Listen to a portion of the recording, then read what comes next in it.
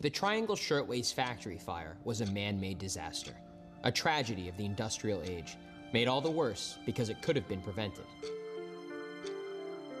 Let me set the scene. New York City, early 20th century.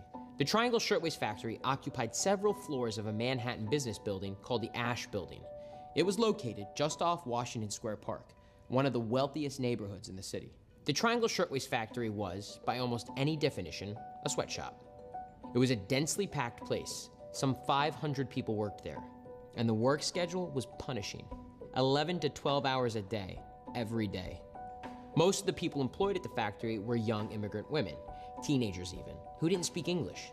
These women sat at long tables, day in, day out, sewing shirtwaists. Shirtwaists were mass-produced blouses. They resembled men's shirts and were very popular with working women. So here's what happened.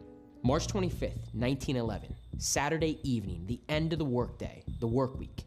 A fire started in a bin of cotton scraps, perhaps from a cigarette butt. A manager tried to use a hose to put it out, but the hose valve was rusted shut, and the hose itself was rotted away. The factory floor didn't have a sprinkler system, so the fire spread quickly. People panicked. The building had only one flimsy fire escape, and it wasn't nearly big enough. It collapsed. The building had 4 elevators, but only one was working, and it only held 12 people at a time. It managed to make 4 rescue trips before it broke down.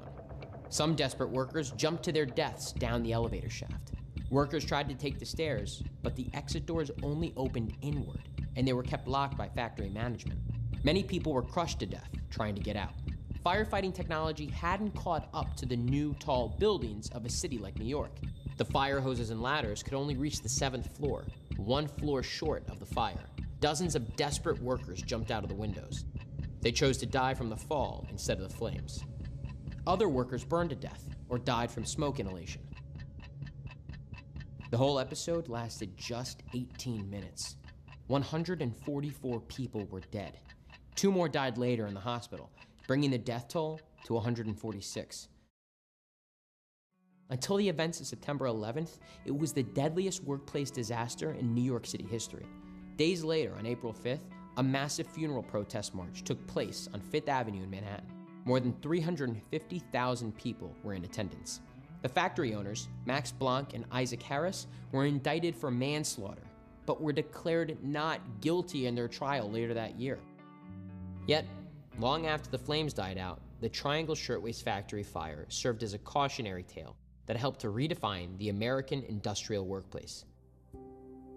The fire was a key moment in the growth of labor unions, particularly the ILGWU, or International Ladies Garment Workers Union. New York City passed measures including the Sullivan-Hoey Fire Prevention Law, which required sprinkler systems to be installed in all factories. It served as a model for state and national workplace safety codes.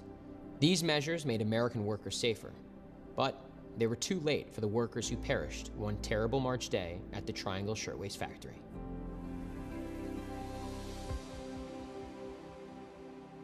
Getting elected president is an expensive business. Campaign costs add up. There are advertisements to make, travel expenses, convention costs, even bumper stickers. But where does all this money come from?